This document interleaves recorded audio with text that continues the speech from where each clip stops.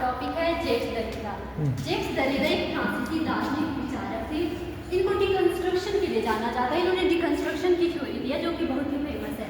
इनका जन्म 15 जुलाई 1930 को अल्जीरिया में हुआ था। ये यहूदी वंशीय परिवार से संबंध रखते थे। इनको बचपन में ही फ्रांसीसी औपनिवेशिक भेदभाव का सामना करना पड़ा था और 1940 के दशक में यहूदी विरोधी नीतियों के कारण इन्हें स्कूल से भी निकाल दिया गया था। इन्होंने इकोले नॉर्मल सुपीरियर पेरिस में दर्शन की पढ़ाई की थी, दर्शन शास्त्र की, और जहाँ प्रसिद्ध दार्शनिकों के संपर्क में आए जैसे कि ये मिशेल फूको के संपर्क में आए थे और लुई अल्थूसर के संपर्क में आए थे। अच्छा, मिशेल फूको और लुई अल्थूसर दोनों ही फेमस विद्वान हैं, पढ़ना चाहिए आपको उनके बारे में। लुईस अल्थूसर जिन्होंने मार्क्सिज्म में स्ट्रक्चरलिज्म की बात की, और फूको तो आप जानते ही है ना। चलो आगे बोलो, शाबाश। 1950 के दशक में इन्होंने जर्मन और फ्रेंच दार्शनिकों विशेष रूप से मार्टिन हाइडेगर, हर्बर्ट हुसर और इमैनुअल कांट जैसे विचारकों का गहन अध्ययन किया।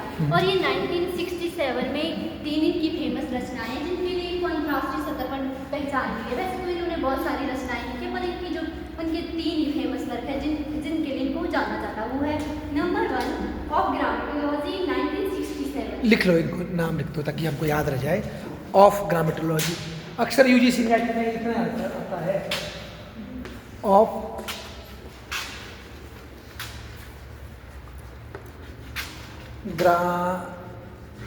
ग्रामेटोलॉजी है ना।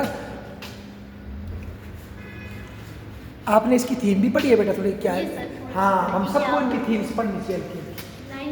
67 ये पहली पुस्तक थी इनकी फेमस, ऑफ ग्रामेटोलॉजी, ठीक है। और दूसरा देखिए क्या बता रहे हैं आपको, राइटिंग एंड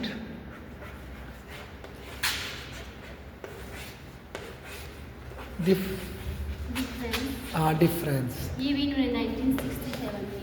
अच्छा, राइटिंग एंड डिफरेंस। 67 में कितना काम किया है इन्होंने एक साल में।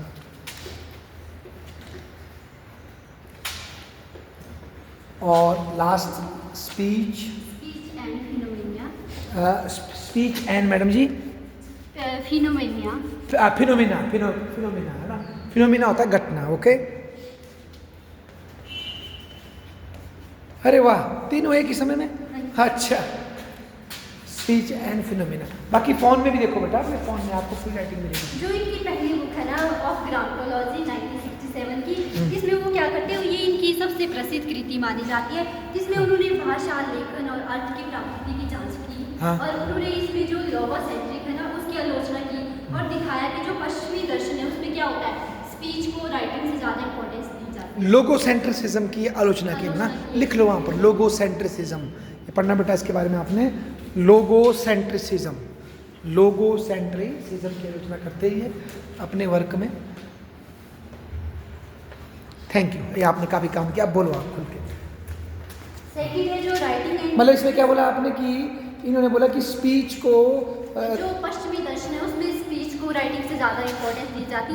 ये बोलते हैं कि राइटिंग का भी उतना ही महत्व है। जैसे कि मैं आपको कुछ बता रही हूँ ना, आप इसको लंबे टाइम तक याद नहीं कर सकते। अगर मैं जो आपको बता रही हूँ आप उसको लिखेंगे तो ऐसा हो सकता है आप उसको फिर से देखिए आपको याद आ जाए, ऐसा बताते हैं। तो इसका मतलब पता क्या है, इसी डिफरेंस को बेटा फिर वो आगे ले जाता है, बोलता है ये मानव का स्वभाव का नेचर बन गया है कि ऐसे स्पीच को हमने लिखने पे इम्पोर्टेंट बना दिया, ऐसे ही फिर हमने पुरुष को औरत से क्या बना दिया, महत्वपूर्ण, गोरे को काले से। इस तरह की आदत है हमको एक चीज़ को महत्वपूर्ण करना और दूसरी चीज़ को क्या करना, निकृष्ट करना, है ना।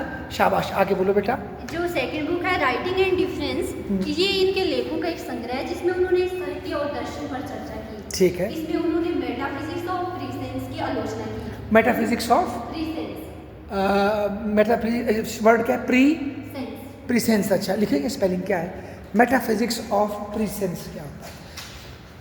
मेटाफिजिक्स ऑफ, चलो ये तो पढ़ेंगे बच्चे। मेटाफिजिक्स ऑफ, इसकी आलोचना की ना, ऑफ।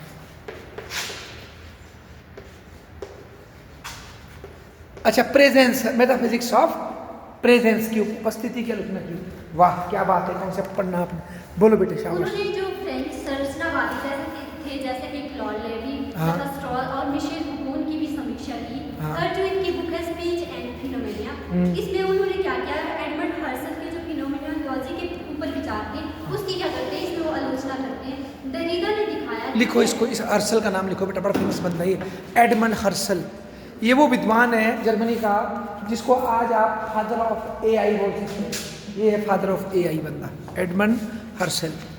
मतलब सबसे पहले जिसने इस तरह की बात की मशीनें भी पढ़ सकती है, एडमंड हर्सल। बड़े फेमस वो थे, ये इसके गुरु थे, वो जो था ना मार्टिन हेडगियर के गुरु थे। अगर कोई पढ़ रहा होगा, कौन पढ़ रहा है मार्टिन हेडगियर, उसके गुरु थे। आगे बोलो, शाबाश बेटे। हाँ आ जाओ ये दोनों बच्चे। अच्छा बोलो। दरीदा ने दिखाया कि कैसे एक भाषा में हमेशा जो डिफरेंस होता है वो मौजूद रहता है, जिससे क्या होता है अर्थ कभी भी निश्चित नहीं हो सकता है। हाँ। उन्होंने कहा कि कोई भी अनुभव पूरी तरह से शुद्ध नहीं होता है, हाँ। बल्कि भाषा और संदर्भ से क्या होता है प्रभावित होता है। अब वाह। हम बात करेंगे जो इन्होंने डिकंस्ट्रक्शन की थ्योरी दी है और अच्छा। अपोरिया की थ्योरी दी है और लोगोसेंट्रिक की थ्योरी दी उनकी। पहले हम बात करेंगे डिकंस्ट्रक्शन की।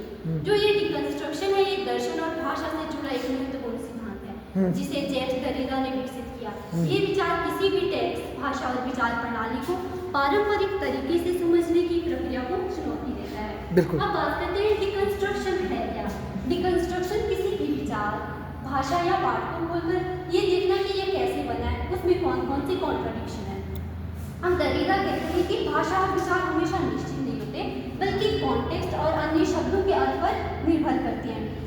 रिकंस्ट्रक्शन का मतलब तोड़ना नहीं होता, बल्कि ये देखना होता है कि कोई विचार है या कोई थ्योरी है, उसके भीतर खुद कितनी समस्याएं हैं, कितनी कॉन्ट्रडिक्शन है। वाह, मतलब बहुत अच्छा। मैं हम सोचते थे कि तोड़ना नहीं है, कि कोई विचार जो है उसके अंदर कितनी कंट्रडिक्शन है, कितने विरोधाभास है। शाबाश बेटा। कोई भी किताब या कोई भी शब्द हो या विचार हो, उसका अर्थ किसी एक चीज़ तक सीमित नहीं होता है, बल्कि अलग अलग लोग जैसे जैसे उनका दृष्टिकोण होगा उस तरीके से उसका अर्थ बदलता जाएगा। हाँ रुको, एक इसका उदाहरण लेते हैं। अच्छा आप बोलो बेटा, कोई भी शब्द बोलो, आप कुछ एक्सप्लेन कर सकते, कोई शब्द बताओ आप। हाँ जो आपके माइंड में आ रहा है, कोई भी शब्द, किस चीज़ पे सर? किसी भी विषय पे आपको कोई शब्द बताना है हमारे को, कोई भी टॉपिक या कुछ भी एक्सप्लेन करना है। कॉलेज के। अच्छा कॉलेज, देखो कॉलेज बोला ना, कॉलेज ठीक है। तो इन्होंने क्या बोला, जो शब्द क्या बोलता है था कि जो शब्द है कोई भी किताब या कोई भी शब्द ना, मतलब उसका एक अर्थ नहीं होता है। जैसे हाँ। जैसे एक एग्जांपल दूंगी मैं आपको, जैसे हम रामायण पढ़ते हैं हाँ। तो जैसे कोई व्यक्ति उसको देखेगा एक धार्मिक ग्रंथ की, हाँ। और कोई लड़की या कोई महिला उसको नारीवाद से सोचेगी ऐसे कि सीता के बलिदान। हाँ ऐसे करके। वही देखो, अब कॉलेज पे आते हैं हम। इन्होंने बोला कॉलेज होता है, इनके जैसे सिंसियर स्टूडेंट देखती हो कॉलेज की, भाई मैंने पढ़ने आना है, हार्ड वर्क करना है, स्टडीज़ करनी है। अच्छा कोई और कैसे देखते हैं अतुल कॉलेज को? कोई और जब कॉलेज का नाम लेते हैं तो उनके दिमाग में क्या गूंजता है? एंजॉयमेंट, ग्राउंड, क्रिकेट, है ना जी। कुछ के माइंड में और क्या गूंजता होगा? तो बेटे आप बताओ।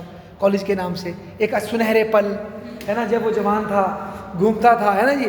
कुछ जो बूढ़े हो गए अपनी प्रेम कहानियाँ याद करते होंगे, भाई हम कॉलेज में ऐसे थे।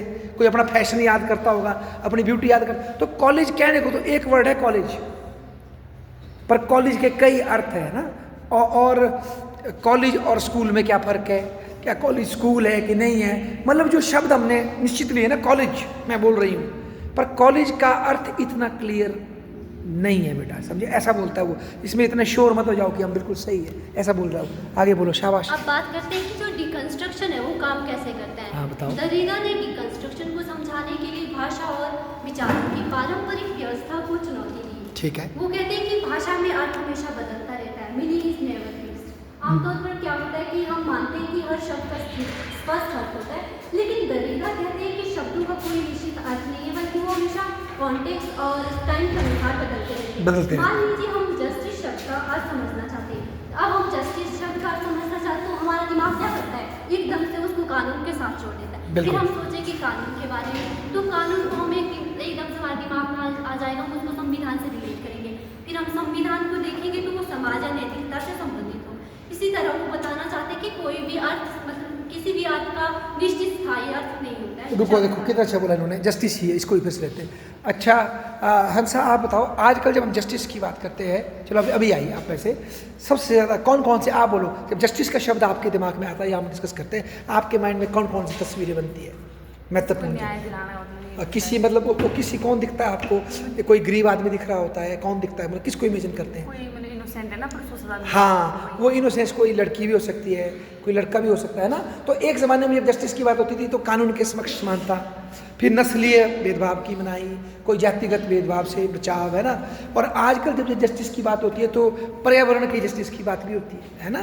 तो हर युग के हिसाब से न्याय का जो शब्द है तो न्याय, पर उसकी परिभाषाओं में क्या होता रहता है, एक्सपेंशन, चेंजेस आते रहते हैं, उसको न्याय बोलते हैं। ठीक है बेटा, अच्छा बोलो बेटा, आगे बोलो। अब ये बात करते हैं बाइनरी ऑपोजिशन की। अच्छा। दरीदा कहते हैं कि भाषा में अक्सर बाइनरी ऑपोजिशन होती है, जिसमें एक शब्द को दूसरे से श्रेष्ठ माना जाता है। गुड, जैसे स्पीच को राइटिंग से श्रेष्ठ माना बिल्कुल जाता है। सही। दरीदा कहते हैं कि सोच कृत्रिम है और भाषा के वास्तविक स्वरूप को नहीं दिखाती।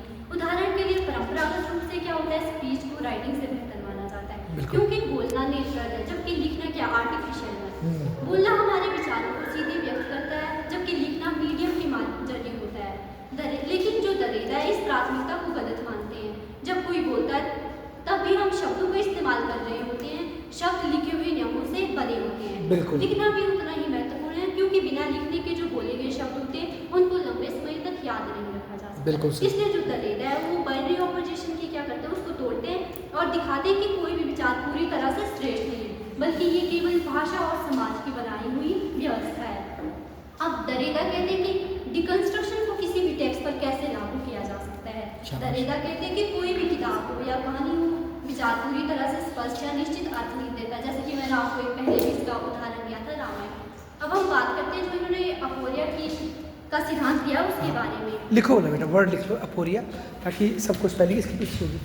एपोरिया, एपोरिया, ये वर्ड देखें और नेट में जाके इसका मीनिंग समझने की कोशिश करें। एपोरिया, ये वर्ड जब भी आएंगे तो आप समझो किसकी बात हो रही है, दरीदा की बात हो रही है ना। एपोरिया लिखो बेटा, ए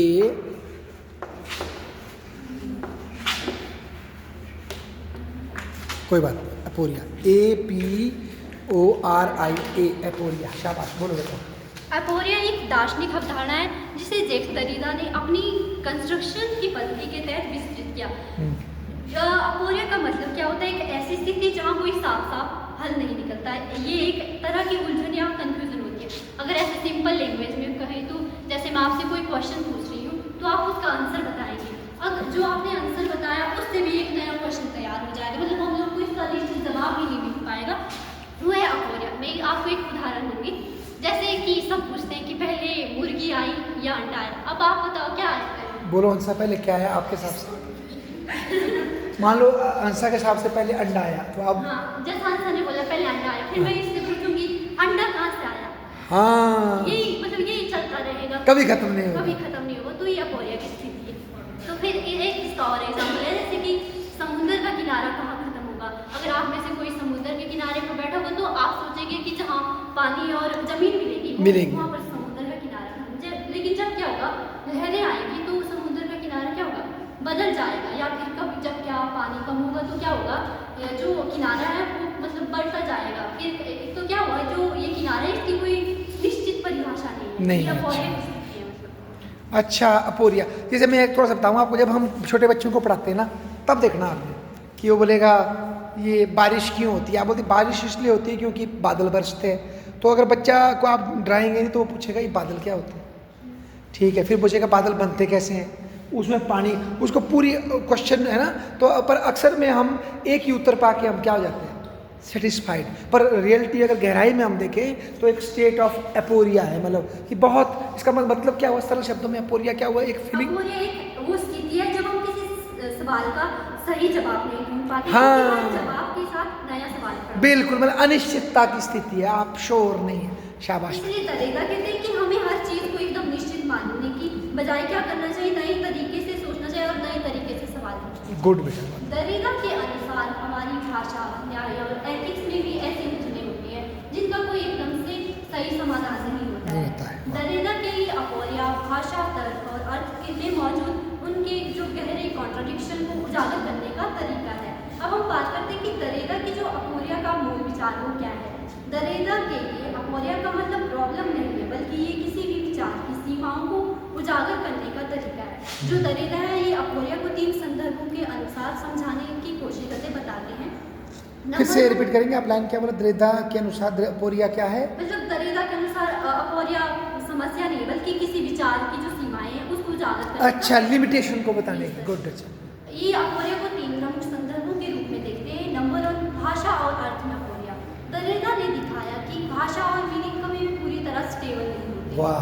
अगर आप जस्टिस शब्द का अर्थ जानना चाहते हैं तो आप इक्वलिटी और राइट जैसे शब्द को भी मतलब आपको समझ। देखने होंगे। अगर देखो अब जो समानता और अधिकार है उनका भी कोई एक निश्चित अर्थ नहीं हो सकता है। इस प्रक्रिया का कोई अंत ही नहीं है। इससे क्या होगा, अपोरिया की स्थिति बन जाती है। हम अर्थ की तलाश करते हैं लेकिन कोई निश्चित अर्थ ही नहीं मिल पाता। सेकेंड ये देखते हैं जस्टिस और एथिक अपोरिया। दरिदा ने जस्टिस की अवधारणा को भी अपोरिया के रूप में देखा। जब हम किसी को न्याय देना चाहते हैं तो हमें नियमों और कानूनों का पालन करना पड़ता है, लेकिन हर मामला अनोखा होता है, इसलिए कोई भी नियम हमेशा पूरी तरह से सही नहीं हो सकता। इसलिए न्याय एक ऐसी चीज है जो हमेशा असंभव बन जाती है। फॉर एग्जाम्पल यदि कोई अपराधी गरीब पृष्ठभूमि से आता है तो क्या किया जाना चाहिए, उसको सीधे ही सजा दी जानी चाहिए या उसने अपराध किया उसको समझा जाना चाहिए। न्याय के लिए क्या होना चाहिए, पार्शल होना चाहिए। लेकिन वास्तविकता में ये होता है कि हर फैसला किसी न किसी पूर्व धारणा से प्रभावित होता है, इसलिए न्याय हमेशा अपोरिया में रहता है, ऐसा वो दरिदा कहते हैं। दरिदा ने अपनी बुक में एक बुक लिखी थी, force of law the magical foundation of authority 1992 में। इसमें जो इन्होंने अपोरिया की थ्योरी दी है इसको ये अच्छे से बताते हैं। अब हम बात करते हैं लोगोसेंट्रिक की। ये विचार के मतलब लोगोसेंट्रिक का मतलब है कि ऐसा विचार की भाषा और तर्क के माध्यम से जो मतलब सत्य है उसको जाना जा सकता है। लेकिन दरिदा ने कहा कि असली सत्य ये नहीं है, क्योंकि शब्द और अर्थ एक दूसरे पर निर्भर करते हैं। फिर आता है फेलेगोसेंट्रिक।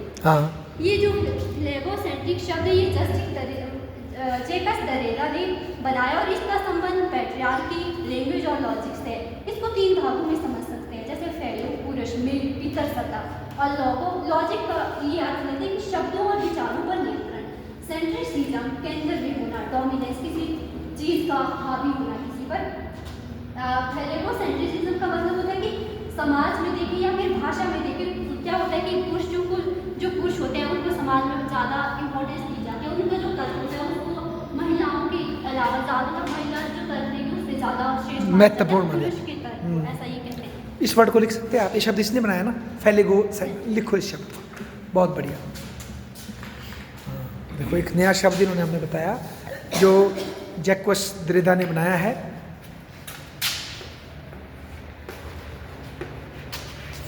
फेलेगोसेंट्रिसिज्म। कोई बात नहीं,